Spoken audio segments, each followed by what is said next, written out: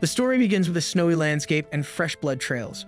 With a terrified look, our hero grumbles about how freezing it is and starts asking what the heck is going on, especially why someone's after him. Out of nowhere, something grazed his leg and knocked him over. He screamed in pain and crawled off. A guy told him to die if he was planning on running away. With a grin, the guy in charge said, "Master Baekjun, you gotta agree, right?" Baekjun wondered at what point things went downhill. He wishes he hadn't bet, then he wouldn't be a video game character.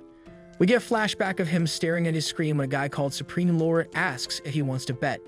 If he clears the game through their route, they'll grant him a wish. He laughs it off since no one bets in the chat anyway. With a sigh of relief, he's just glad the game's over and wonders where everyone went.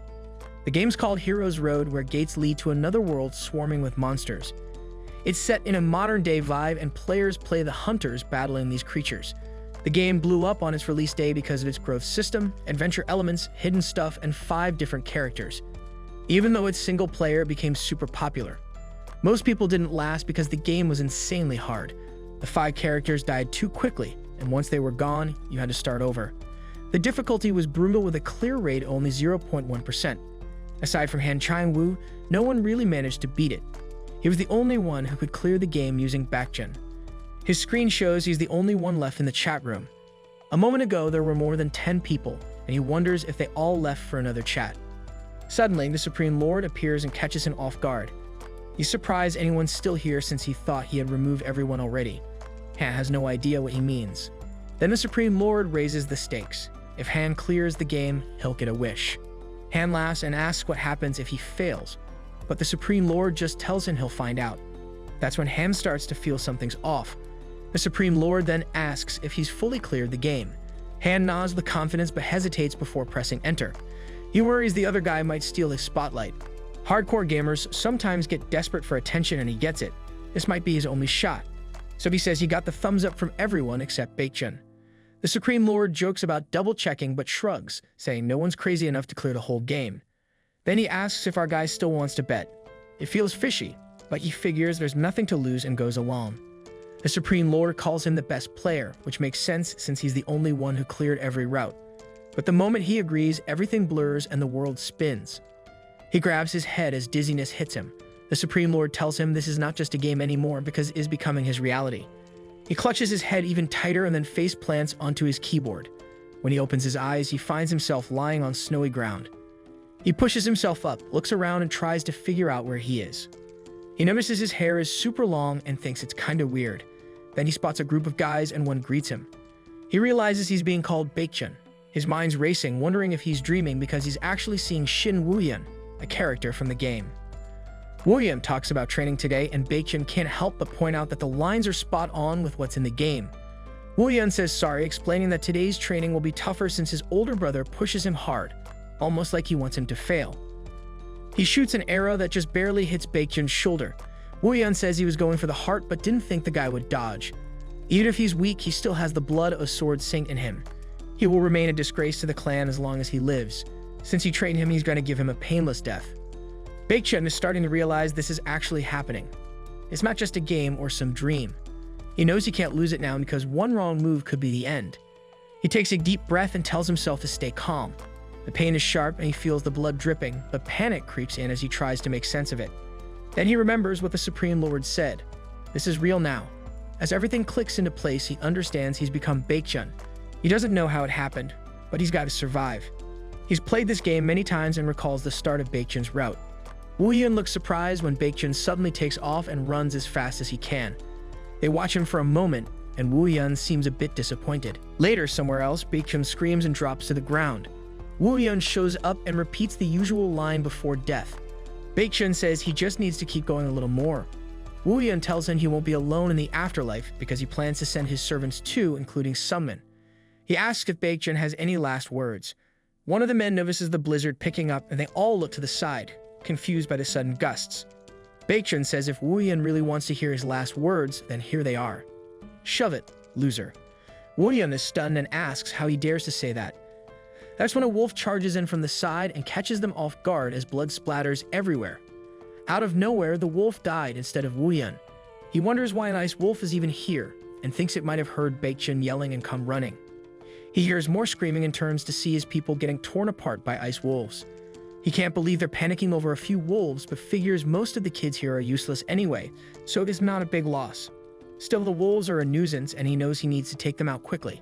He plans to deal with Baekjun first, but when he turns back, Baekjun is already gone. Meanwhile, Baekjun winces and grips his thigh, wondering if he messed up the herbs because the pain is unbearable. Suddenly, a status window appears, telling him that even without real skill, his medical knowledge helped him create a new ointment. He is surprised to see it can heal his wounds and give him a temporary boost against the cold. A bright light shines on his thigh, and he lets out a sigh of relief, realizing he mixed it well, even though it still feels kind of weird. He knows there's no way he will forget this route, especially after spending 2 years clearing it. He tries to relax for a moment, but sighs again, regretting that it had to be Baekjun. He talks about the Sword Saint clan, which is based on Surak Mountain. It was set up by this skilled guy called the Martial God, who helped sort out the gate incident that happened ages ago. After a while, the Martial God vanished, but the Sword Saint clan took off thanks to the books he left behind and became a well-respected clan in Korea. None of the 5 kids next in line for succession are other than Baekjun. He mentions that his ointment from the herbs stops him from bleeding and freezing to death, but the stuff only works for about 30 minutes, so he needs to think quickly, because his choice will decide his fate. The hero's road system is still a thing since he just saw a status window pop up. He looks at it and thinks it's complete trash. He feels like a walking scarecrow. Right off the bat, he starts with a serious injury that makes it super hard to stay alive. One wrong move or even just getting distracted could mean bleeding out, especially with someone hunting him down. The Ice Wolves bought him a little bit of time, but Wooyeon isn't easy to lose, and with that artifact, it's only a matter of time before he gets caught. Plus, his skills are pretty useless right now and doesn't have any gear to help him. He needs to devise a solid plan if he wants to survive. So he figures out he has to go through the forest of mazes. That's his only way out. After some time, he sees the Ice Wolves lying dead on the ground and a bunch of the other students are hurt. Wooyeon notices a bright light on his chest, and one of the other students mentions it's the tracking artifact. Wooyeon vows to catch and take him out this time. They quickly realize the artifact is pointing toward the forest of mazes. Wooyeon tells everyone they must be ready to risk it all because that's the only way they'll get Taerang's attention and snag a good position. While they're on the move, Baekjun fills everyone in on how monsters are humanity's biggest threat and hunters are taking them down. The types of gates and monsters determine how tough a raid is, ranging from easy to tricky or just plain lethal.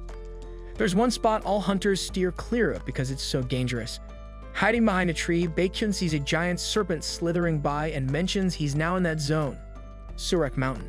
He calls it a living hell since the monsters there create their own ecosystem, making the place a total graveyard for hunters. Meanwhile, the enemy is confused about why someone as weak as Baekjun would come to Surak Mountain alone. Turns out his master Wooyeon brought him here to kill him while the other brothers were away. When players start as Baekjun, they aim to survive the snowy fields and return to the clan. But Baekjun hasn't returned yet because he's on a mission to uncover a secret in the mountain that nobody has ever found. Deep in a forest of mazes, there's a hidden chance just waiting to be found. A tombstone lets everyone know that only those brave enough to take risks and see the bigger picture can stick around. Wooyeon and his crew check out the tombstone. One of his friends is hesitant, questioning if venturing into the forest of mazes is worth it, especially with so many people meeting their end there. Wooyeon acknowledges her worry, but insists they need to confirm the corpse. With the artifact in hand, they will not get lost, but something still feels off. He cannot shake the feeling that Baekjun has never been this bold before. It's like he's a totally different person. As they keep looking at the tombstone, Wooyeon notices that Baekjun is on the move. There's not a lot of snow of the footprints, so it hasn't been too long since he passed by. Since Baekjun's injured, Wooyeon tells everyone to chase after him and take him down right away. Deeper in the woods, Wooyeon lifts his hand to signal them to stop. He says they're going to keep going this way and they start moving. The woman pauses for a second and mentions they're just going in circles, asking if he's sure about this path. He raises an eyebrow and asks if she's forgotten where they are. She glances down and realizes she's stepping on a corpse connecting the dots. He reminds her they're in the forest of Labyrinth, where it's tough to tell if they're making progress or just stuck in a loop. That dead guy probably wandered around here a ton before kicking the bucket. She must stay sharp if she doesn't want to end up like him. Baekjun slumps against a tree, totally out of breath and feeling like he's on the verge of dropping dead. Moments like this remind him how incredible medicinal herbs can be, but deep down, he has a gut feeling that death is creeping up on him. He can't believe the Supreme Lord pulled him into this mess without a heads up, even though it was his choice. He also has to admit he lied a little about fully clearing the game. His stamina is almost gone, but as he pushes through the thick fog, he finally spots something and shouts that he has found it, the end of the labyrinth. He sees a cliff and remembers when he first arrived here, He was drowning in despair, thinking he had finally found a way out, only to face cliffs instead. At the time, he thought he was wasting his time, but it helped him this much. Now, he just needs to keep his focus. Turning around, he says it's about time, just as Woo-yeon shouts his name. Woo-yeon's surprised that Baekhyun made it all the way here. Baekhyun quips that Woo-yeon isn't even calling him formally anymore. Woo-yeon starts teasing him, saying that he ended up at a cliff after all that running. Too bad, but it seems like his pointless struggle ends here. Baekhyun asks Woo-yeon why he's doing this, and if he's really turned into Taering's lackey. Woo-yeon replies that he's just starting to figure that out and admits he's decided to back Taering, claiming that his strength is a perfect fit for the Sword Sync clan. Baekhyun admits he had a hunch and just wanted to see how Woo-yeon would react. Now that it's confirmed, he knows for sure this world is exactly like the game. He can't afford to waste any more time. If he hesitates now, he'll freeze to death. Blood pours from his arm and soaks into the snow as he drops to his knees, barely holding on. Frostbite doesn't even matter anymore because he's bleeding out fast. Woo-yeon scoffs and says all that talking wasted too much time. Baekhyun will die before he even gets a chance to fight back, so he might as well finish it now and call it mercy. Baekhyun struggles to his feet and says that since this is the end, he'll give him a heads up. The artifact he heard is a one-time use, which means he won't be able to find him again. Woo-yeon snaps and swings his blade, sending a wave of energy flying toward him. Baekhyun leaps off the cliff just in time, but not without taking a deep cut to the side. He screams as he drops into the abyss. Woo-yeon watches the guy tumble down. All that's left is a bloody puddle where he stands. One of the others says they think Baekhyun might be dead, and Woo-yeon nods, figuring there's no way they could even get the body back. He suggests they should return for now, but he's worried that Taering won't buy his story. He lifts the artifact and starts spinning it around, but it's totally unresponsive. The crew is just hanging out, waiting for him to lead. Still, he starts freaking out, wondering why nothing's happening and if Baekhyun is actually right. Out of nowhere, a bunch of monsters show up and start saying they can smell human blood. Woo-yeon and the crew are shocked as a horde of orcs comes rushing at them. Woo-yeon knows he's in deep trouble. Baekhyun keeps falling through the air until a portal pops up below him, sucking him in. As he tumbles through, sparks of lightning flash around him and he finally crashes into a cave. He starts coughing up blood and struggles to crawl, panting heavily. He looks up and spots a golden book floating in the air. Baekhyun reaches for the book, his arm trembling as his vision starts to fade. He falls flat on his face but won't let go. The system checks his bloodline and marks him as a body with no talent. When it looks like he's done for, a golden glow lifts him off the ground. The system kicks in and brings out his hidden martial god blood. His eyes light up, lightning sparks around him, and a flash goes off. The book sends a message to its unknown descendant, saying the martial god recorded all kinds of martial techniques during his life, and even after he's gone, the book will keep updating. It has to be used for something good. Baekhyun's grinning, ready to put this to good use. He's back to full strength and has the martial god's book and the heavenly martial physique. His body gets a serious upgrade, his stats shoot up, and he unlocks this insane X-rank ability and an S-rank trait. Looking at the book, he can't help but feel relieved that it really worked. His rank is climbing, but what really matters is that he scored a powerfully unique ability and trait. In Hero's Road, there are no levels to grind. You grow stronger by improving your traits, learning new skills, and surviving tough challenges. The Taering Road is one of the toughest out there and is known for being brutal. To make it through, you've got to get your hands on some rare abilities, which is why he went all in to get here. The first trait he checks out is the Heavenly Martial Physique. It amps up his stat growth and skill mastery, and sometimes it even unlocks new skills. This trait is going to be key for his growth. Next is the Martial God's Book, a power that lets him learn any combat technique, not just martial arts. It cannot teach magic, but there are other ways to handle that. He pulls up his status window and sees he's got some points to spend and a new quest waiting for him. After reviewing the techniques, he decides to pass on them. Fighting right now would be a bad idea, so sword techniques aren't really useful for him now. Then this mobility skill makes him feel lighter and speeds him up. It's pretty handy whether he's battling or making a quick getaway. Once he gets better with the Martial God's Book, he can pull off some crazier moves. Now he just needs to choose a quest. The first one is Catch Me If You Can, and the second sounds lame. I'm sorry, Ancestor, please help me be a righteous bandit just for today. He skips the first quest, since it'll sort itself out, and focuses on the second one. A hidden door in the cave swings open, revealing a maze inside. If he makes it to the exit, he'll score some early rewards from the Martial God's tomb. Thinking it'll be a piece of cake, he steps in, wondering if Woo-yeon managed to escape. Out of nowhere, someone gets killed. Woo-yeon, perched in a tree, starts trembling with fear. Then he hears a weird sound on his left and turns to see that giant serpent from before snapping at him. Meanwhile, Baekhyun figures Woonian must have found a way out by now, even though leaving the forest of mazes isn't a walk in the park. While checking his herbs, he wonders if he's gathered everything. He's got the sun herb, the fire spirit herb, and the fire ginseng. He thinks that's all he needs. Now he must open the chest to wrap up the quest. When he opens it, he finds a 1,000-year snow ginseng and a treasure keeper's pouch. He's collected all the treasures from the tomb, and the quest is done. As a reward, he got 500 points, which is called the Black Demon. The martial god's tomb is about to be destroyed since it's done its job, and now it's taking him up to the surface. Something shows up behind the chest, and Baekhyun can't help but smile. When you think about it, there's something romantic about all this. A tomb hidden under a cliff feels like a classic martial god setup. Secret treasures usually wait in forests or mazes, but for him, the tougher the journey, the better the reward. He gives the tomb one last shootout before grabbing the loot. The Black Demon is his new gear, which boosts his defense and even helps heal his wounds. As he teleports out, the scene changes to the main gate of the Sword Saint clan, all covered in heavy snow. There's a guy glued to his phone while someone tells him his Raimion is ready. He doesn't pay attention, is too caught up in his game, and gets taken out because the attack pattern is all sorts of messed up. Baekhyun pops up at the window, moving in slowly. The guy turns around and asks if it's a monster, but realizes it's just Baekhyun. Baekhyun tells him to go grab Sunmin. When the guy looks puzzled, Baekhyun says he won't repeat it and tells him to hurry up. A little while later, Baekhyun dashes through the snow, clutching his arm and feeling something behind him. When he turns around, all we hear is a scream followed by a splash of blood. Then we jump to the present, and a kid wonders if Baekhyun will wake up since he's been out cold for 4 days. The clan doctor Ju Jongwon tells Sunmin it's not exactly an injury, and although he's not sure what's going on, the guy actually seems healthier than before. Sunmin isn't so sure, saying Baekhyun looks pretty rough. Jongwon suggests he might just be having a nightmare. Out of nowhere, Baekhyun suddenly opens his eyes and starts breathing heavily. Sunmin and Jongwon look relieved that he's awake, but Baekhyun seems confused, asking if this is a dream within a dream. Sunmin is just as puzzled while Baekhyun scans the room and declares there's no way this is real. He rushes to the window and flings it open.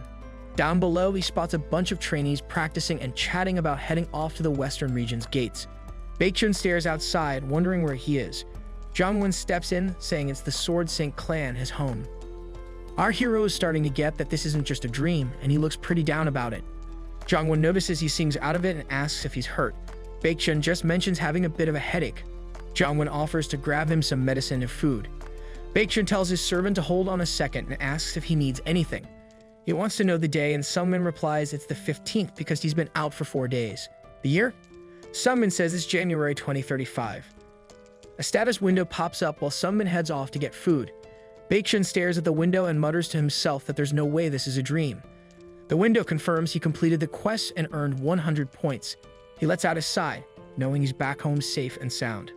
Later, Baekhyun sits at a table and wonders what to do next. He might be home, but this place is just as dangerous as the one he left. The Sword Saint clan's annex is a place where everyone fights for power. Taerang, the oldest son, wants him gone.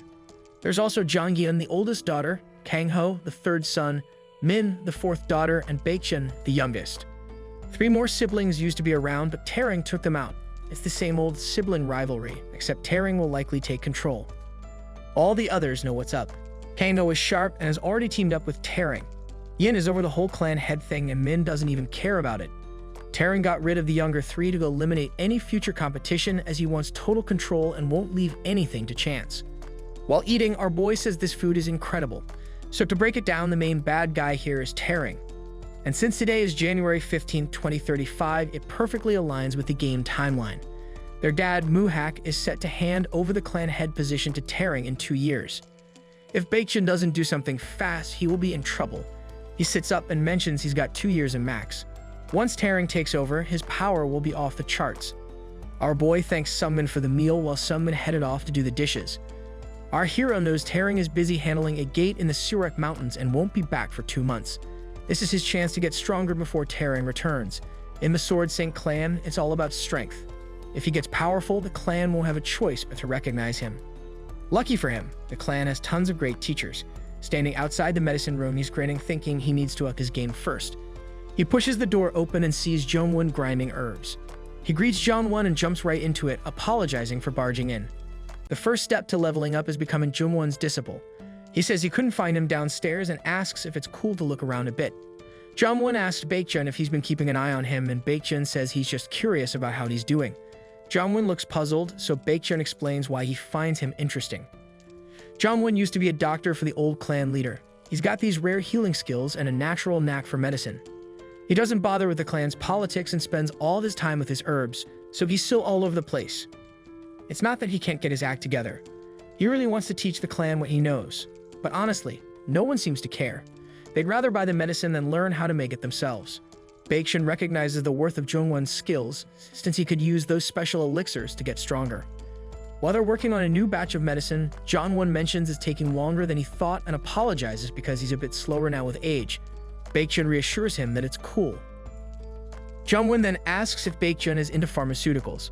Still, he warns him not to get his hopes too high, saying he might look young, but he's actually pretty old. Baekjun lights up and says he's really into it, surprising Jongwon a little. He shares that he's been studying independently and notices the scents of peace herb and dream flower in the mix are used to relieve headaches and calm the mind. Baekjun mentions that becoming Jongwon's disciple is easy if he just shows what he knows. Jongwon asks if he figured all that out just from smelling things, and Baekjun replies yes. He felt like he couldn't just rely on books, so he started foraging and tasting herbs to learn their scents for real. Then he points out another smell, the toxic scream herb. Jongwon confirms that it is, adding that he included it on purpose. Baekjun explains that burning it gets rid of the poison and makes it boost vitality. Jongwon is impressed, saying it's too bad Baekjun's talent is in healing, not martial arts. He has a gift, especially since he's from the Sword Saint clan. Baekjun then asks if Jongwon heard about how he got hurt, and Jongwon heard Baekjun got attacked by monsters while out on his own. Baekjun tells him he has no idea about Woo Hyun's assassination attempt. He explains that the incident made him realize just how crucial medicine is when your life is on the line. He wishes he could learn it properly and admits he still has much to study. Jongwon then says if Baekjun is serious, he'd be up for teaching him. Baekjun is taken aback, saying Jongwon is always busy, but Jongwon insists he'll make time for him. Baekjun asks if he really means it, and Jongwon says of course. He can't teach Baekjun everything all at once, so he will first see what Baekjun already knows. Baekjun feels pretty honored, but Jongwon insists the honor is all his. Then they start chatting like there's no tomorrow. Thankfully, it doesn't show every little detail. A quest tells Baekjun to become Jongwon's disciple and prove what he's got. All he has to do is pass Jongwon's test. A few visits should be more than enough to learn the Oriental medicine formulation skill, as he's done stuff like this a ton of times before. Jongwon is a solid guy who is way more trustworthy than Woo Hyun. The same goes for Sungmin. Sungmin even helped treat his family's sickness with Baekjun's help and feels grateful. Even though he's not the best when it comes to martial skills and is close to finishing his service years, Sungmin would never turn on him. Baekjun figures that's enough and checks out the quest details. It's telling him he needs to shake off his Ankovism, as he's not just skinny. He's seriously too skinny. He's got to run for 5 hours to earn 50 points and get a stat boost. Baekjun sighed, already feeling like he'd been in for a rough time. A little later, Sungmin looks surprised when Baekjun mentions he will exercise. He even calls him a wet noodle. Baekjun says he's heading out for a bit and tells Sungmin he can chill. Sungmin asks what's going on with the sudden workout, and Baekjun replies that's exactly what he wants to know. We flash back to a guy yelling at Baekjun, calling him weak and incompetent. He can't believe someone like him, even his son, and tells him to hit the road. Baekjun explains that the Sword Saint clan is all about survival of the fittest, just like in the wild. Power is everything, and even family isn't off limits. He's nice but doesn't have any martial skills, so he's seen as worthless by everyone. The other trainees at the training grounds make fun of him, calling him a bookworm. It's hard to believe they treat him like that. While getting roasted, he admits that if he were the patriarch, he'd kick himself out too. He thinks about how he could have had a chill life with his books, but that's not the case in the Sword Saint clan. Baekjun starts to run, thinking it's easier than he thought, then instantly regrets saying anything. He feels like he's about to die and wonders if this is really what a human body feels like. The quest says he's completed the first steps to shake off his anchovy curse. It tells him he's scrawny, but now he's getting some extra strength and 50 points as a reward. More steps will be coming soon. Baekjun drops to his knees, feeling relieved it's finally over. He thought it was impossible, but the results from running for hours were way better than he expected. As he stretches, he tells himself things are about to change. He gets into this weird stance. Not really sure if he can move to the right, but he knows the technique. He takes off using the Kingbang mobility skill he picked up in the cave. He first felt it after returning from the martial god's grave, and the cool thing is he can use it anytime. His heavenly martial physique is pretty insane. Someone catches a whiff of a nasty smell and wonders if something's rotting, but it's just his younger brother's sweat. That's our first glimpse of Kang-ho, and Baekjun can't help but think about why he's even here. Kang-ho can't stand Baekjun's sweat ruining the fresh air and wonders what he's doing out here. Baekjun replies that it's been a while and he's just getting some exercise. Kang-ho points out they haven't caught up since Baekjun's always holed up in his room. He's curious about why Baekjun is suddenly hitting the gym. Baekjun calls him a boomer despite being only a few years older. Kang-ho laughs and says dumb people are still dumb, even if they work out. Baekjun can't help but chuckle, thinking to himself that Kang-ho sounds like such a snob. Kang-ho's basically known as the clan's troublemaker. He blows cash like it's nothing, sleeps around, and always makes a scene. Kang-ho rolls his eyes and calls the whole thing pointless, but still offers to help. As he walks by, he knees Baekjun in the face and then glances back, saying he can help again, just like before. After that, he takes off with his crew. Baekjun's hands start shaking. He vows Kang-ho will be the first guy he takes down. But for now, he's got to stay focused. A new quest pops up, 3 hours of strength training with the same rewards as last time. Time to get moving. Later, he checks out the system's skill book, trying to figure out what to learn. Strike costs 100 points, while Tri-Fist and Tri-Mind are only 50 each. With the 500 points from the grave and another 100 from today's quest, he'll have just enough tomorrow for the skill he really wants. It's called Attribute Manifestation, an A-rank ability from Hunter Yun Jongwon. Even though it's an A rank, it only costs 500 points because it drains a ton of mana and is super hard to master. It just goes to show how strong the 1000-year snow ginseng is. The techniques don't even come close, and Strike is just mediocre, but Baekjun's still planning to learn it for an upcoming event. In a montage, we see Baekjun training hard, impressing Jungwon with his knowledge of herbs. He talks about how tilting grass can be deadly if eaten raw, but can actually boost energy if prepared properly. Jungwon looks genuinely impressed. Baekjun can tell he's got Jungwon's attention. After asking about the quest for 4 days straight and taking the medicine test, he finally unlocks the Oriental medicine formulation skill. He can't help but grin at the system window, while Jungwon tells him he's become a great pharmacist, even better than most current ones. Baekjun notices that Jungwon never reacts to the status window, which makes him realize it's something only he can see, like a video game feature. Still, he credits Jungwon's teachings and asks for help in making a specific medicine. Jungwon laughs, wondering if he needs help, but he's curious about what's happening. He's taken aback when Baekjun shows him the 1000-year snow ginseng, the sun herb, the fire spirit's herb, and fire ginseng. Jungwon asks if this is why he got attacked by monsters. Baekjun admits it is, apologizing for not mentioning it sooner. Since he's not completely lying, it's all good. Jungwon nods, saying he would have done the same thing. It's a 1000-year snow ginseng. The energy from it proves it's the real deal.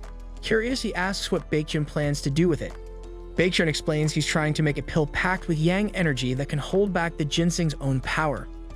Jungwon guesses Baekjun plans to eat the ginseng, and Baekjun confirms it. Realizing the training from the past few days led to this, Jungwon is impressed and agrees to help create the pill. They team up, using the formulation skill to amp up the effect. By night, they finish the extreme yang pill, which glows brightly next to the ginseng. Baekjun never thought he'd use the herbs from the martial god's grave like this. Jungwon says he'll keep an eye out and call for help if needed. Baekjun agrees, admits he's a bit nervous, and then swallows the pill. The fiery energy rushes through him as he hovers midair, leaving Jungwon in shock. Baekjun's face starts to look really strained. He says it's super hot, and even though it hurts like crazy, he has to tough it out. He just needs to hang on long enough for all this energy to move through his body. Once it's circulating, he'll know when to eat the ginseng. He opens his eyes wide, grabs it, and thinks it's time to go for it. As he starts to eat it, he breaks into a cold sweat, feeling its effect hit him right in the core. He mentions that the yin energy is freezing every meridian in his body, and that he needs to stay calm while channeling his energy.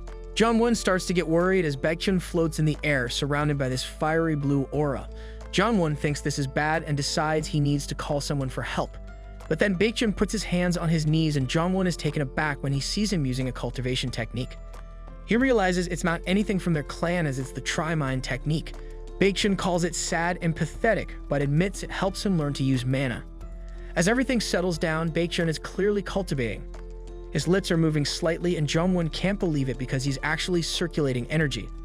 It's already a miracle that he absorbed the 1000-year snow ginseng, but now he's using a cultivation technique too. As his hair floats around him, he opens his eyes, which are faintly glowing blue. Later that night, we see him walking off, and Jungwon asks how he trained his cultivation technique. Baekhyun admits he just copied someone he saw doing it. He feels a bit guilty about lying, hoping he'll cover things up enough, though he thinks Jongwon is overestimating him. He finds an empty spot, figuring it'll work, and checks his status window to see his skills and stats. After his last training session, his magic power rank has jumped to B. He's stoked about that and notices the boost from the elixirs. Clenching his fist, he thinks it's finally his chance. As energy starts flowing, he activates Attribute Manifestation. This skill was created by Songma to control her crazy mana overflow with her sword, and it manifests as an aura by blending strength and attributes of magic power. She's one of the named characters from Hero's Road, and her special ability is Dragon's Heart. This heart produces an insane amount of mana. Baekhyun crashes into the ground, leaving a crater where he lands as ice crystals spread out from the center. He thinks it's powerful and makes sense since it's an A-rank skill, but the cost is steep. He's already wiped out because it drains his mana quickly. That's expected though, since the skill was designed to handle Song's mana. He only managed to pull it off thanks to the ginseng. Normally, he wouldn't even think about attempting it. Songga should have made it to the States by now, and he's definitely looking forward to meeting her someday. But right now, he's got to get his head in the game for the upcoming big event. Later, Sungmin brings him breakfast and mentions that Baekhyun's been getting up super early lately. Baekhyun asks if the clan has any plans, and Sungmin tells him it's Sunday, so they're doing training. They were invited too, but he decided to skip it after how badly things went last time. But Baekhyun says he's in this time. Sungmin's a bit shocked since Baekhyun usually steers clear of this stuff, but Baekhyun insists it's his duty as a clan member. Sungmin nods but reminds him that he promised never to participate again, which ticked off the clan master.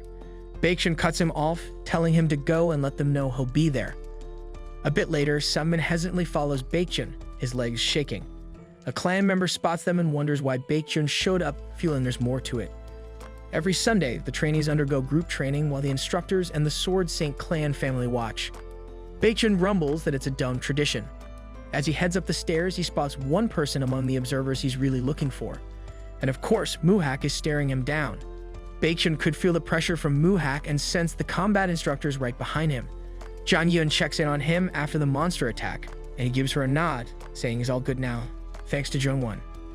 Kangava jumps in, calling Baekhyun a weakling and making fun of how someone from a Sword Saint clan almost got taken out by monsters. Baekhyun rolls his eyes, trying to keep his cool. He notices Yumin next to him, but she won't even glance his way. Kangho keeps hammering on about how Baekhyun spends all of his time in the medicine room, saying it suits him since he has no sword skills and just buries himself in books. Baekhyun starts to shake angrily, but takes a deep breath, deciding it's time for him to step up. Kangho thinks he's just being sad and tells him to stick around after training so he can show him what real sword fighting looks like. Baekhyun snaps back, telling Kangho to shut up, surprising the instructors and catching Min's attention. Kangho can't believe what he just heard. Baekhyun says he can smell Kangho's breath from a mile away and wonders if he ever brushes his teeth after all those cigarettes. Kangho asks again, but Baekhyun just shrugs it off as some friendly advice. If Kangho has time to chase girls, he should probably clean up his mouth too. He adds that he feels sorry for whoever he's with and then walks away. Yun chuckles while Kangho seethes with rage, shouting that Baekhyun must be asking for trouble. Baekhyun suddenly drops to one knee, catching Kangho off guard. He looks up at his dad, Muhak, and says he wants to learn martial arts. It's his first big quest. While everyone else is still practicing in the courtyard, Jang-yeon is nosy, and the instructors are left scratching their heads. Muhak looks down at Baekhyun and wonders what he's doing here, saying it's not a place for someone with no talent or interest in martial arts. Baekhyun insists he's gotten into martial arts recently. Muhak reminds him that he used to say no to learning deadly techniques. Baekhyun admits he used to think that way, but after almost dying, he feels he'd rather fight to stay alive than just sit there helpless. Muhak asks what Baekhyun really wants, and Baekhyun replies that he wants to train with one of the 4 master instructors. The instructors just shoot and glares. Kangho laughs and jokes that even a stray dog would find it funny. Muhak agrees, saying Baekhyun has no talent and that it would be a waste of time. Then Baekhyun asks, what if I actually did have talent? Muhak narrows his eyes, curious about what he means. Baekhyun grins, knowing his dad would freak out like that, and says he's ready to show off his skills now. He's confident he deserves some serious training from a master. When Muhak asks how Baekhyun plans to do that, he jumps right in and announces that he will take on Kangho in a week. Kangho just laughs, thinking it's crazy for Baekhyun to believe he can fight without any martial arts training. Then Baekhyun looks at Muhak, who nods and says it's fine but warns him that this is his last shot. If he loses, he's out of the clan. Baekhyun just nods and says of course. Out in the training yard, he stares at a log and mumbles that he only has 1 week. If he can beat Kangho, he'll get training from a master, and that's basically a free pass to learn. He activates a mana scarecrow, and it starts moving and fighting using his mana. Grinning, he says his brother is about to get wrecked. Some students are chatting about Baekjun, laughing about how he once bolted during Kangho's training and joking that he won't last long this time either. Meanwhile, Baekjun is busy practicing the tri-fist technique, which is pretty basic, something you'd expect from third-rate thugs. He sends a dummy flying and then dashes in using his Chinong technique to nail a mana-infused strike that shatters the target. Owen is watching him from a distance. Baekjun mentions he's been training non-stop for 3 days. The woman remarks that his workouts aren't anything special, just running and hitting dummies, but she can't figure out why he seems so strong. His form never wavers despite all the repetition, and she's especially curious about why he sticks with that fist technique. One of the instructors asks the woman we learn is named Seong what's on her mind. She brushes it off, claiming it's nothing. He asks whether she's changed her thoughts on something they discussed before, but she says she hasn't. He suggests it'd be easier if she supported tearing, but she just tells him to take care. The instructor's name is Kamo. Seong then shifts her focus back to Baekjun. Later that night, Baekjun is completely worn out, sitting on the floor surrounded by broken scarecrows. He mumbles about how he did a lot today and worries that things might differ from the game, but everything feels familiar. He thanks the ginseng for keeping him awake. Out of nowhere, Seong calls out, catching him off guard. She checks in to see if he's okay. Baekjun explains the Sword Saint clan's hierarchy. It's all about the patriarch and his bloodline at the top, followed by grandmasters, masters, and finally trainees. The successors get perks based on their support from grandmasters and masters, even though some choose to stay neutral. Like Han Seong with a small smile, he wonders if she's trying to figure out why he's even fighting. She says that's not what she's after, but he gets it. He would have thought the same. Still, he's got his reasons. Then she asks if that was the reason for the first technique. Baekjun notices that she's curious and starts to explain. Unlike most Sword Saint clan members who only care about sword play, she's open to other combat styles like magic. But as a master, she holds back a bit. That's probably why it seems weird to her that a successor like him is using a fist technique. She reminds him that this is the Sword Saint clan, so swords should be the main focus. But Baekjun doesn't have any of that. He points out that the martial god used swords, fists, and bows. So why should they limit themselves to just swords? He jumps in when she tries to respond, saying he's not sticking to some old rule. He wants to learn whatever helps him get stronger. She's taken aback, and he admits that while the martial god left behind only sword techniques, nobody really knows why. He never showed up in the game.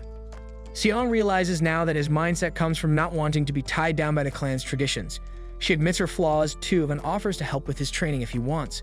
Baekjun happily accepts, saying that's exactly what he needs, and that he'd love to pique her curiosity.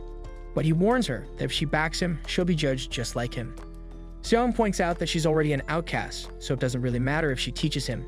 People look down on both of them anyway. Baekjun responds that other masters would have made excuses. Still, she's different not just because she's judged, but because she's super talented and doesn't care what others think. He grins, saying he'd be lucky to learn from someone like her. She's got mad skills with mana and has the potential to become a magic swordsman, so picking up circulation techniques from her would be ideal. She agrees and immediately gets into teacher mode, telling him to stay put. Baekjun freaks out, insisting it's too late and they should wait until tomorrow. She calls him weak and he starts sweating, realizing she's a whole different person when it comes to teaching. She challenges how he expects to take on Kangho with that attitude. The next morning, our boy and Seong are hanging out outside. The night before, Seong studied the Heaven Surging Mind technique. It was quite difficult to master. But she's made a few tweaks and plans to teach him her version. As she channels some of her mana into him, she's blown away by how massive his Dan Tian is. It's clear now why he can keep up with the King Gong technique for so long. Honestly, its size is impressive for someone who's just starting out with mind cultivation techniques. She can totally feel his energy and how fit he is. It's like he's got a physique that could only come from the heavens. Our guy catches on to what she's doing and decides to give it a shot. Seong is all in for supporting him. But it takes a ton of practice and experience to really get the hang of this technique, and he's never really trained in martial arts before. Still, she knows she should not judge because the size of someone's danshin does not truly determine how well they can perform techniques. But she can't help but be surprised by what our guy just did. She used to roll her eyes whenever other instructors wanted to pass their skills on. It always seemed like the others cared more about getting power than actually improving their martial arts skills. But what she sees in the young master feels different. When he asks her how he's doing, she tells him it's perfect. He totally nails it after just one watch. Honestly, he might be the most talented one in the whole family. She starts thinking about what our boy said earlier about the martial god who was defeated in almost every possible way and how he would grab any chance to become stronger. She never really intended to pick someone to follow her, but Baekjun still has a lot to figure out. Our boy kicks back into his room thinking it's pretty easy to pick up some free skills. He checks out what he needs to do to catch Seong's interest. To get her attention, he needs to train the skills instead of swords, talk to her about interesting things, and show real talent. If he can pull that off, Seong will hook him up with 2 skills. One of them is the Heaven Surging Mind technique, which is all about gathering mana and boosting his physique. Getting Seong to take an interest is no easy task, and she'd totally peace out if he didn't have skills. But our guy has some insane talent, and there's no way she's letting that go to waste. From day 1 up until the spar, everyone's pretty shocked by how well he's doing. Seong is really pushing him to be quick on his feet and is training him hard. It's throwing people off that Baekjun is working so diligently, and that Seong has always been such a tough coach. By the evening, our boy looks exhausted. Seong decides that's enough for today since he needs to be in top shape for tomorrow. He's super grateful for everything Seong has taught him.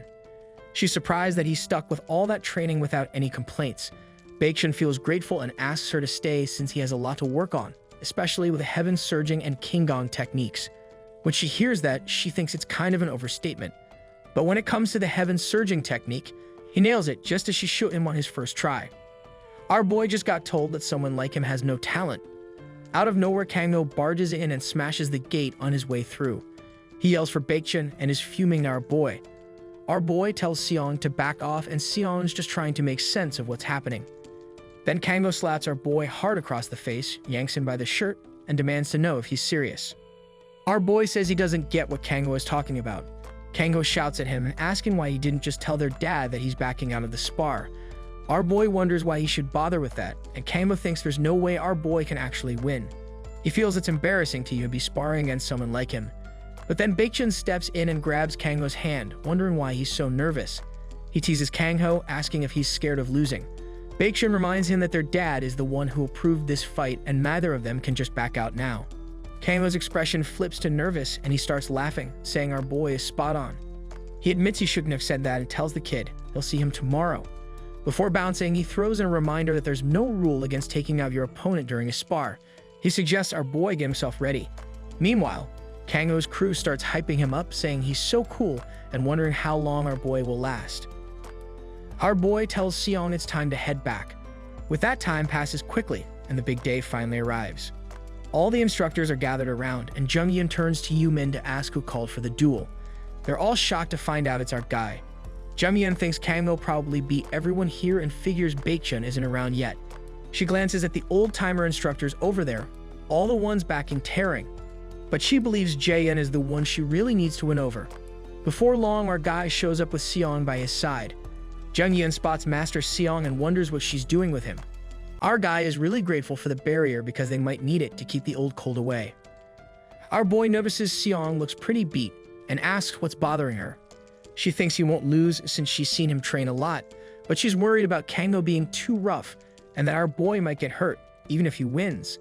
As he hears Seong talk like that, he realizes she sounds like his official coach or something. Just when she's about to explain more, the patriarchs show up and it's time for them to get ready. Baekjun asks Seong if she knows something important. He shares a story about how his brother once ran into a monster that seriously messed up his right arm and he barely got it treated in time. While talking about the plan to teach Kangho a lesson, he tells her that he's bringing this up just to remind her not to stress out too much. The announcement is made that the duel will now begin. They ask if both sides are ready. Our boy takes a deep breath and braces himself. On the other side, Kangho looks completely prepared.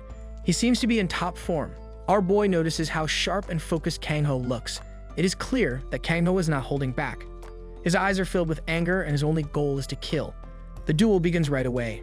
In the blink of an eye, Kangho charges forward using his heaven-surging sword technique of 5 dragon fangs. He moves incredibly fast. While attacking, he thinks to himself that he wants to see how this kid will dodge when he has never even learned martial arts. Baekjun is gearing up to take on Kangho and his attacks. Back when he was having a tough time trying to clear the game with the Baekjun route, he really struggled with defeating Kangho. He couldn't even ask anyone for help since nobody plays the Baekjun route. He thought about just going in and slashing away at things, but then an idea popped into his head. It might be a bit on the cowardly side, but it could actually work.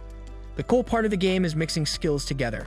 After sending Summon off, Baekhyun sits in his room looking at the status window and thinking about how to combine his skills to finally take down Kangho. Back to the action, our boy slams his foot into the ground and sends dust and rocks flying at Kangho. Kangho sees it coming and thinks there's no way that lame move is gonna work. Then he suddenly flinches. The rocks are covered in ice and start cutting into his skin, leaving small slashes all over. It's a sneaky move using attribute manifestation, and it totally catches him off guard. Kangho grits his teeth and thinks it's a dirty trick. But before he can do anything, our boy steps in and lands a clean punch right to his face. Kangho starts to fall, but our boy grabs him by the arm. He's not letting him go that easy. It's payback time for everything Kangho's done. All the instructors are totally shocked seeing this. Our guy starts poking Kangho's weak spot in his right arm, and Kangho screams out in pain. Before long, Kangho swings back at him, but our guy just dodges it using his swift Kingong footwork, which takes a lot of energy to pull off. Our guy teases Kangho by saying it's embarrassing for him to talk about killing people when he can't even land a hit. Kangho just tells him to shut up, but our guy keeps going, asking if he knows why his dad lets him run wild with his dumb antics. It's because Kangho has talent, but not the good kind. He's just good at bullying others. Our guy doesn't really get his dad and wonders if he actually thinks Kangho is any good. Meanwhile, Kangho pulls off a powerful moon/strike. To counter it, our guy decides to go in with just his bare hands. Kangho thinks it's kinda stupid to block a move like that with his hands, but our guy surprises everyone by tapping into his special powers. He manages to overpower Kangho's move like it's nothing. Seeing that kind of enhanced energy, Kangho is completely shocked and can't believe what he's witnessing. Our boy tells him that in the Sword Sink clan, only the strong make it out alive. The strong hunt the weak and the weak get eaten. That's just how it is. Then, without holding back, he uses his attribute manifestation and launches a heavy punch. It hits Kangho hard and slams him straight into the ground. That hit finishes it. Kangho is dead. Seong is watching everything unfold in front of her. As the dust clears, a quest window appears showing that our guy has completely cleared the household's shame quests and leveled up his skills in the martial gods book. With this win, he's now the stronger one. He's decided to take over Kangho's authority, mansion, and finances along with everything else. That's just how it goes for the winner. Instructor Yeon can't believe that our guy picked up enhanced energy with an attribute in just a week without anyone teaching him. Instructor Daekwon mentions that Sinong only helped him with the circulation technique and Kingong techniques. Meanwhile, Instructor Jongwon realizes that nobody actually taught him the basics or enhanced energy. Jungyeon thinks it's crazy that he could do this, even if he's a genius. She remembers how our guy was never really talented, and that his dad put in so much effort with him since he was little. Now she's starting to wonder if maybe his dad was wrong about him. Muvak tells Baekhyun to head over to his room, and our guy takes it as a relief since things could have turned out badly with his mana running low. Seong thought he might end up getting hurt, but he managed to come out unscathed. As he spots Seong, he can't help but wonder if she'd say yes if he asked her to back him up. If this were just a game, he'd go for it, but now that she's about to be his official master, he decides to take it slow. One of the disciples then informs him that the Patriarch wants to see him. He figures they'll probably ask him which Grandmaster he prefers and tells them he'll head over once he gets dressed. But it's not just that on his mind. Cam is going to get treated by Jungwon since he got beaten up by the youngest disciple who's only been training for a week. His reputation in the clan is trash, but our guy sees more opportunities here. He's planning to play the same game he did before. Muhak's room is packed with all the instructors and our boy. Muhak locks eyes with him and straight up asks if he wants to learn martial arts, and our boy nods. Muhak talks about how grandmasters are the backbone of the clan and only the truly skilled get the chance to learn from them. Then he hits our boy with a question about whether he has that kind of talent. Our boy flips the question back on him and asks if he really doesn't have it. The other disciples look all kinds of shocked at what he says.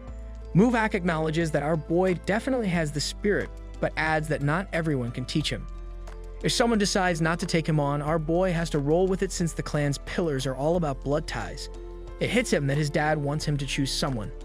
He starts thinking about Daekwon, Kunmo, and Jongwon, realizing they are already backing other successors and might turn him away or lead him astray. To make the event happen that our guy wants, he's got only one choice. So he decides to go with Grandmaster Yan. Yan is by far the most skilled of the 4 master combat instructors and has been with Muhak for a really long time.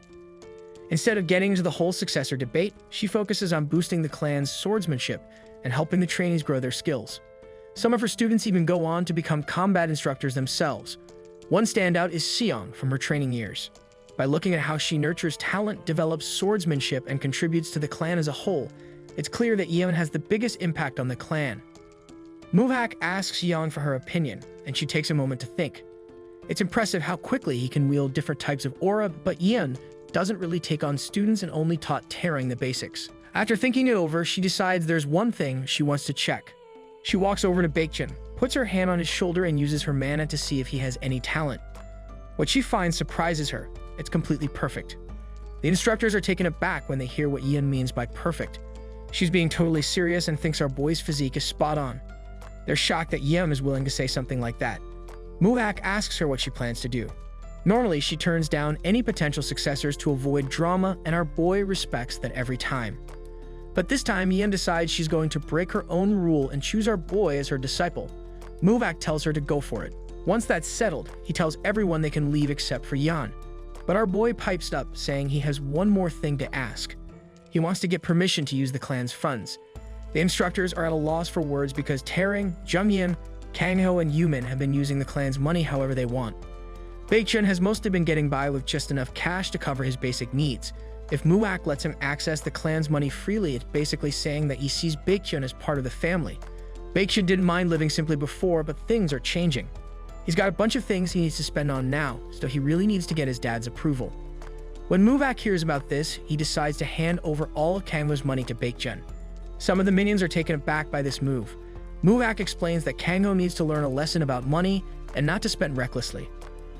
One minion tries to push back, saying it's too tough, but ManhwaCapped shoots her a look and she quickly backs down. He then asks if Kangho's been slacking off on his training. She admits that he definitely has talent, which is why she usually lets him slide.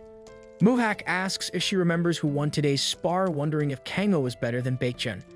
He reminds her this is the Sword Saint clan and weaklings like Kangho don't fit in here. He tells her if she gets it, she can leave. As evening rolls around, Yeon chats with ManhwaCapped about our boy. She's unsure about him and says she's taught a ton of talented folks, but none compared to the young master. She thinks he might even be on the same level as the master. ManhwaCapped finds it odd since he's watched him for years and hasn't seen any real talent. Yeon feels the same way, but she shares that our boy recently fainted for a couple of days after getting attacked by monsters. ManhwaCapped thinks that maybe something went down during that time. Yeon clarifies that it's just a possibility. ManhwaCapped finds it pretty interesting that our guy could be another factor in the whole succession drama. Meanwhile, Baekjun only had 2 days to recover from his sparring before jumping into training with Yeon. He's now looking at the quest for the Martial Gods book, which is leveled up to rank 2. Baekjun thinks it's great because he was limited to learning skills when the book was at rank 1, but now that it's at rank 2, he can snag new traits that are like personal talents. Things like building immunity to poison or boosting mana recovery. Plus, there are certain events that can only happen if he has those specific traits. He's got about a month and a half until Taring returns, and when he does, he's definitely going to go after our guy. So Baekjun knows he needs to get as strong as possible before that happens. It's about time for him to dive into the real world. Before making his big debut, our guy wants to get the scoop from Sunmin first. He asks Sunmin to check out what kind of items will be up for grabs at the auction happening next week at Samyeon Bar. The game's Hero's Road changes its story and setting every time you play. Even on the same route, things like enemy bases move around, so any action from a player can really shake things up.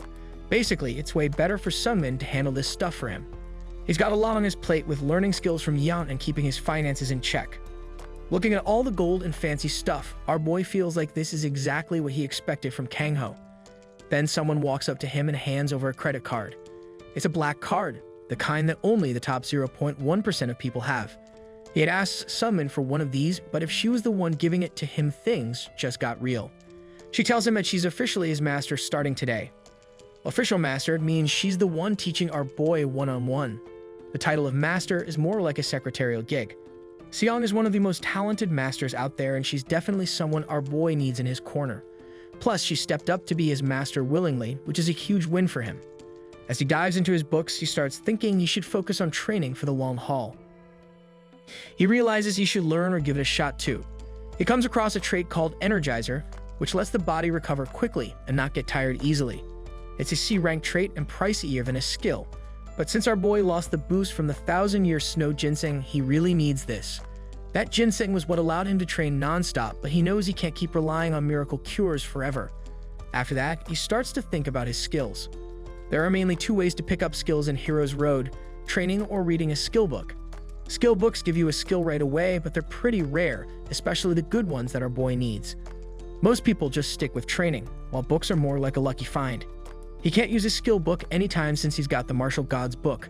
Plus, getting trained as the successor of the Sword Saint clan is a huge advantage.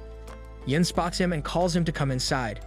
Once they get inside, she mentions that she's not sure if our boy is into tea, but he doesn't mind it.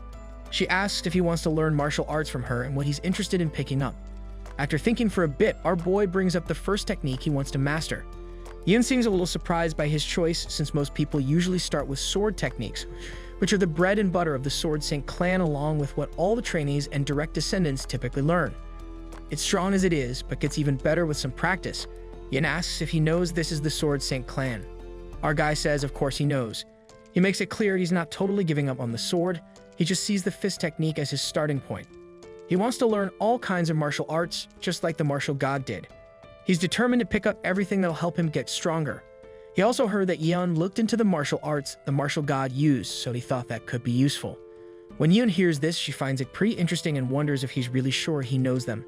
That's actually why he chose her. She knows this cool fist technique that she discovered during her travels around the world and digging through different records. The catch is that it's not the complete thing, she only found part of it. So she tells the guy that if he really wants to get stronger, he should learn the heaven-surging sword technique with the 9 dragon fangs. But he cuts her off, insisting he's not changing his mind and wants her to teach him the first technique instead. Yeon is left speechless and realizes our boy is serious about this. She agrees to teach him if it's what he really wants. They step outside to the training ground, where all the other kids are practicing. Our boy thinks she's impressive since there are so many talented kids around. Yen tells him she'll teach him 2 moves. The first one doesn't seem like much, but she warns that it's still missing some important parts. She puts her hand on a wooden piece and summons some training dummies. The other disciples are shocked and curious if she's really going to show them something, and are surprised to see Baekhyun with her too. Our boy gets a new quest. He needs to prove to the clan that he's got talent because they're still unsure about him. He thinks it'll be easy. Yim then says she'll show him the first move called Heaven Breaker. With that, she steadies herself and plants her feet firmly on the ground. She begins gathering mana into her fist and then shoots forward in the blink of an eye. Her punch slams into the practiced dummy with incredible force. A massive surge of destructive mana shaped like a dragon bursts out, completely devouring the dummy and triggering a huge explosion around it. The Heaven Breaker technique is insane and even leaves a deep impact on the ground. Pulling it off takes a huge amount of mana. Someone with a regular-sized Danshin wouldn't even think about trying it. Watching all this, our boy starts to understand. And now she's ready to show him the second technique. Before she shows off the second technique, our guy can make the mana scarecrows go on the attack. Basically, they'll fire off some mana spheres. With that, she channels her mana into the dummy, and in no time, it launches a mana sphere right at him. He manages to block it with his palm. It's not strong enough to really hurt, but it does sting a bit. He wonders why it shot at him since he doesn't remember anything like this in the game. Ian mentions it to demonstrate the second technique. She tells him to keep an eye on things because all the dummies are about to start launching mana spheres. Yeon looks totally at ease, and when the spheres come near her, she just swings her arms around, taking control of the mana circles and sending them crashing back at the dummies. Everyone watching is shocked as no one knew she could pull off moves like that. They wouldn't even think about trying to mimic what she just did. She shares that what she did is called the reversal strike technique. She mentions it might not seem as strong as the Heaven Breaker, but it's actually way trickier to pull off. Our boy thinks it's a pretty handy skill, but only those who are good at mana control can really make it work. She hasn't had the chance to try it out in real fights yet, but she figures it could come in handy against mages. Then our boy decides he's going to give it a shot. After hearing all this, Yum is pretty confused. The other disciples are questioning why Baekhyun is hanging out with her, still thinking of him as a weakling. They heard he took down Kangho and got the clan master's thumbs up, but they won't believe it until they see it for themselves. Meanwhile, they notice Yeon is about to do something. She asked our guy if he's going to start with the second technique, and he says he is. She seems surprised and wonders if he really thinks he can pull it off after just seeing it once. Those trainees who haven't seen his fight with Kangho are totally looking down on him, and if he doesn't do well, they're just going to laugh. Our guy says he's ready to take it on. He's thinking about what he needs to pick up a new skill. First off, he has to either train or crack open a skill book, but it has to be one or the other. Our boy needs to undergo training either with an expert or by himself. No matter what route he takes, the harsh training is inevitable. That is the only way to obtain a skill. But our boy is different, as he has the martial god's book. He is unfazed, ready to tackle the spheres. By using his mana manipulation, he completely tackles down these spheres. Yen can't believe how he totally absorbs the attack with that reversal strike move. It's awesome.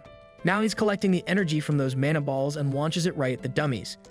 The attack sets off a massive explosion, and the practiced dummies are completely swallowed up by the fire.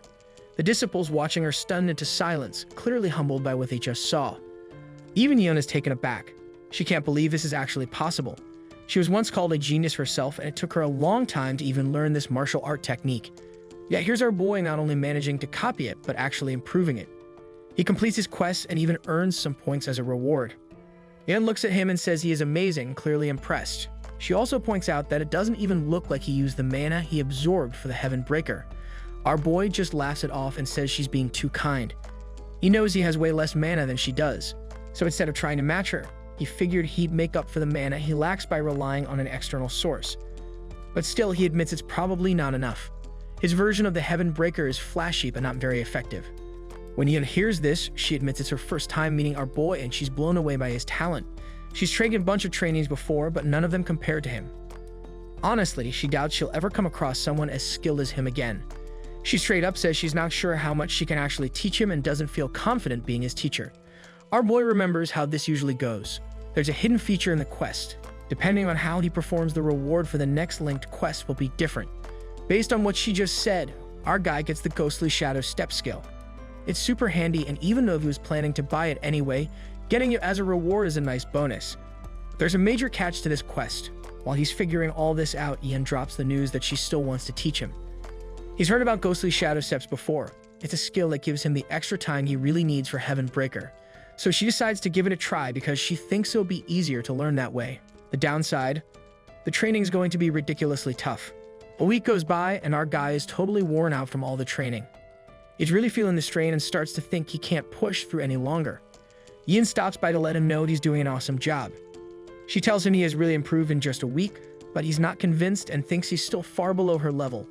Jongwon jumps in and teases him about trying to catch up to the master combat instructor, saying that's a bit cocky. Yeon is surprised to run into a pharmacist after so long, and it's a reunion with Seong too. The three of them haven't seen each other in ages. Yeon asks what they're doing there, and our boy replies, does she not know? He drops the bomb that Master Seong is his direct affiliate instructor. Yeon reminds him that Seong said she'd stay neutral once she became an instructor. Seong gets a bit flustered and admits she's changed her mind, telling them not to tease her about it. She says she doesn't usually change her mind on a whim. Yeon knows this really well and believes Seong thinks things through. As she finishes up training our guy, she mentions that there's just over a month left before Taering comes back and asks if he wants to step up to a higher level too. He replies that it's too late to back out now since none of his older siblings will leave him alone after he's shown his teeth.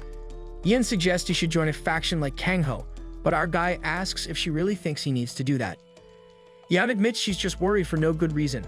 If Jongmin and Yulian were still around, things would definitely be a lot trickier. Jonghyun really misses Jongmin. She was super close to him. She often talks about how heartbroken she was when he passed away. Plus, she warns that the other successor won't make things easy for our boy. She also gives a heads up about Taering and Jonghyun, both of whom are really eager to snag the clan head position. Our boy knows all about that and he's doing great in his training. Yin feels really proud to be his teacher. Jongmin and Yulian are dead and everyone's calling it an accident. But the real deal is that they made it clear they wanted to be the clan head. Taering ended up sneaking in and taking them out, making it look like nothing happened. Now he's got his sights set on Baekjun too, even though he's not really in the running for clan head. Taering thinks Baekjun's at the top of his hit list since he's shown his true colors. To pull this off, he knows he needs to get a lot stronger. While he's caught up in these thoughts, he runs into Sungmin, who has gained a lot of weight. Seeing him like that totally throws our boy off. As Sungmin looks back, Baekjun walks in slowly, admitting that he's a little scared of him. He usually doesn't run into stuff like this on other routes, but it figures that it happens when he's thinking about Taering. He barely recognizes Sungmin. Seong steps up and says Baekjun's got guts, totally catching him off guard. She can't believe anyone would dare to infiltrate their clan and says she'll kill him right here. Baekjun tells her to take a closer look because it's actually Sungmin. At first, she's confused and insists the guy looks nothing like him. But after a second glance, she finally recognizes him and Baekjun just sighs. Later, we find out Fatty has a secret stash of macarons. Seong tries one and says they're amazing, but now she asks why he's gaining some weight. Sungmin is more shocked that she's never tried them before. She explains it's because she grew up in the clan, and Baekhyun chimes in that she's an orphan who's been with them since she was a kid. Sungmin mentions a rare beast's corpse is up for auction, and that he got 2 invites, asking if both are needed. Baekhyun says they might as well use them. The scene shifts to the Seoul branch of the clan. At his desk, a guy answers the phone and confirms that the youngest master is heading to Seoul, saying he'll start getting things ready right away. This guy is Lee Jun-woo. Baekhyun is strolling through the city with Seong. People are giving them looks, and Seong is annoyed, saying they're staring too much. Baekhyun smirks and tells her it's no surprise with what she's wearing. She tells him to keep his eyes peeled cause someone might be watching them. He brushes it off, thinking she's overreacting and just making things more obvious. He then asks if she comes to this place often. She shakes her head, saying she only shows up when she's an instructor. He puts 2 and 2 together and guesses it's for updating her license, which she agrees with. As they walk, Baekhyun thinks about the Hunter Association and glances over, asking if that building over there is theirs. She confirms it is and adds that the organization is pretty huge. Baekhyun reflects on how a few hundred years back monsters and gates started popping up, leading people known as hunters to form groups to fight them off together. The remaining clans have become powerful organizations like the Sword Sink clan, all focused on profit. The Hunter Association, especially with the Black Sect, is now more powerful than the government. Seong tells him that while regular hunters may worry about this, he doesn't need to. He agrees, at least for now, but wonders what will happen when Changwoo joins the association. Baekhyun hands over the invites, and they head to the basement. Seong is stunned by the fancy underground venue with fine dining. Baekhyun says he's on time, and when Seong asks if everyone's there for the auction, he simply shrugs and says it's obvious. Curious, she asks about the auction, but he tells her she'll understand soon and suggests they head to the 2nd floor for a better view. A host welcomes the guests and announces that rare items from both their world and another will be sold, starting with an A-rank item from the Dragon Dark region. Seong is shocked to see it's a magic skill book. He mentions that the item was brought over from another world, specifically the Leprum Kingdom in the Fantasia continent. Baekhyun goes on to say that the skill book is all about a good dunk. The bidding starts at 100 million and keeps climbing, and Sa's eyes light up with curiosity. Baekhyun notices her excitement and thinks it makes sense. She has a knack for magic, so it's natural she'd be interested. It's got an A-rank magic trait. He can't quite recall its name, but knows he needs to get hold of the artifact soon, which is super annoying. He feels it's about time. As the bids keep going up, someone jumps in and offers 1 billion. The guy looks like he could be a villain. Vector shoots him a look, saying he was expecting this. The man announces that there's only 1 item left in the auction and thanks everyone for sticking around, as it's the main highlight. It comes from Sierra Mountain, which is home to many rare monsters, and the snow tiger is the rarest among them. The crowd is stunned by how they managed to get it on stage. The corpse is radiating an enormous amount of mana, and Sion thinks it's wild. The auctioneer explains that it's fresh, almost as if it's still alive. They took special care of it right after it died, so the heart, which holds the most mana, is still intact. Then they start asking about the price, and he drops the starting number, a whopping 1 billion. The bids start flying, and Seong can't believe how much people are getting. Baekhyun explains that the snow tiger's corpse is valuable because of its hide, teeth, and heart. He decides to join the bidding. He lifts his hand and shouts 6 billion. Everyone turns to stare, and Seong is frozen in shock. Baekhyun just starts laughing like a maniac. He says even though he can use the clan's cash freely, this is way over the top, and their master is going to blow a gasket. Baekhyun shrugs it off, saying it's no big deal and his dad won't mind. It's a drop in the bucket for the clan. She goes along with it, and the bidding continues. Baekhyun thinks the corpse is impressive, but not enough to scare him off. She reminds him he just got the green light to use the funds, so he should tread carefully. Then he casually raises it to 10 billion, and she starts sweating. The announcer is amazed at how fast it's going and asks if anyone wants to go above 10 billion. The earlier bidder is sweating. It started at 6 and now it's already 10. He still has some cash, but the price is rising too quickly, especially since Baekhyun looks like a rich kid. He wonders who Baekhyun really is but pushes it aside. He needs that corpse, so he bids 10.2. Baekhyun laughs, saying the guy is tenacious, and ups it to 15. Poor Seong is just stunned, while the dude can't believe how much Baekhyun raised it. As he tries to counter, Baekhyun raises it by 5 more, bringing it to 20. That guy knows he's out of his league. He sits down admitting defeat, shaking nervously and saying he's rich but really needs it. As the auction wraps up, Baekhyun sits up, eyes glued to the final countdown, and he wins it. The announcer says that's it for today, but hints there's more to come. Later that night, while they're heading home, Seong pulls out a tiny pouch, amazed that the whole corpse fits inside. Baekhyun explains it's a magic item and asks if she knows what a straggler is. When she says no, he mentions the Magic Tower, which is a top-tier magic center and a rival to their clan. Training there is intense and many people end up dropping out. Those who do are known as the stragglers. Seong nods and he adds that while people call them mercenaries are more like criminals.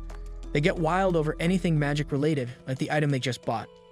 Out of nowhere, that earlier guy steps in front of them and says they need to hand over the corpse in the pouch.